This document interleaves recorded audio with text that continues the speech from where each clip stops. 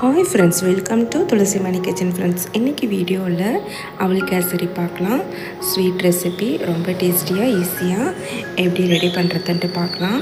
First அவல் கேசரி செய்கிறதுக்கு முந்திரி பருப்பையும் திராட்சையும் வறுத்து எடுத்துக்கலாம். நெய்யில் 2 ஸ்பூன் கிட்ட நெய் சேர்த்துட்டு ஒரு 15 முந்திரி பருப்பு சேர்த்து கூடவே ஒரு 10 திராட்சை சேர்த்து நெய்யிலே நல்லா பொன்னிறமாக வறுத்து எடுத்துக்கலாம்.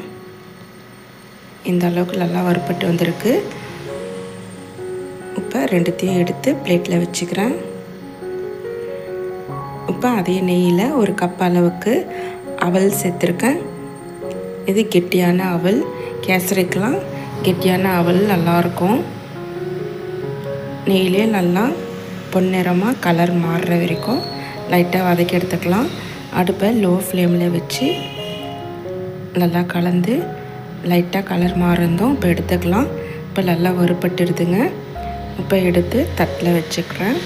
இதை நம்ம பவுட்ரு பண்ணி தான் போட போகிறோம் கேசரிக்கு. ரொம்ப நைஸாகவும் அரைச்சிடக்கூடாது. கொஞ்சம் குறைன்ட்டு ரவை பதத்துக்கு அரைச்சி அப்படியே வச்சுக்கலாம். இப்போ அவல் கேசரி செய்கிறதுக்கு அதே கப்பில் 2 கப் அவல் மெஷர் பண்ண கப்லேயே 2 கப் தண்ணி சேர்த்து நல்லா கொதிக்க வச்சுக்கிறேன். இப்போ ஃபுட் கலர் கொஞ்சோண்டு சேர்த்துருக்கேன். நான் ரொம்ப சேர்க்கலை. லைட்டாக ஒரு பிஞ்ச் அளவுக்கு கலர் சேர்த்து அதை தண்ணியில் மிக்ஸ் பண்ணிவிட்டு இப்போ பொடி பண்ணி வச்சுருக்க அவலை சேர்த்துக்கிறேன். அவல் ரொம்ப மாவு மாதிரி பொடி பண்ணிடக்கூடாது. ரவை பதத்துக்கு லைட்டாக பொடி பண்ணி எடுத்துக்கலாம். இப்போ 3 ஸ்பூன் கிட்ட நெய் சேர்த்து நல்லா கலந்துக்கிறேன். இது நல்லா வெந்து வரணும் அவல்லாம்.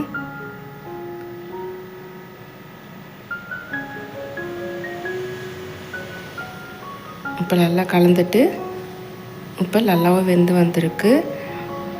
இப்போ அதே கப்பில் 1 கப் சர்க்கரை, 1 கப் அவலுக்கு 1 கப் சர்க்கரை சேர்த்துருக்கேன். சேர்த்து நல்லா கலந்து விட்டுட்டு ஒரு 2 நிமிஷத்துக்கு மூடி வச்சுக்கலாம். இப்போ பாருங்கள், சர்க்கரைலாம் நல்லா கரைஞ்சி அவல்லாம் நல்லா வெந்து வந்துடுச்சு சூப்பராக. கூடவே ஒரு 3 ஸ்பூன் கிட்டே நெய் சேர்த்துட்டு கொஞ்சம் ஏலக்காய் பொடி சேர்த்துட்டு வறுத்து வச்சுருக்க முந்திரி பருப்பும் திராட்சையும் சேர்த்துக்கிறேன். அவ்வளோதான் ஃப்ரெண்ட்ஸ். இப்போ சூப்பரான டேஸ்ட்டில் அவல் கேசரி ரெடி ஆகிடுச்சு. இதே மாதிரி ட்ரை பண்ணுங்கள். இந்த வீடியோ பிடிச்சிருந்தால் லைக் பண்ணுங்கள், ஷேர் பண்ணுங்கள். துளசி மணி கிச்சனை சப்ஸ்கிரைப் பண்ணிக்கோங்க. Thank you.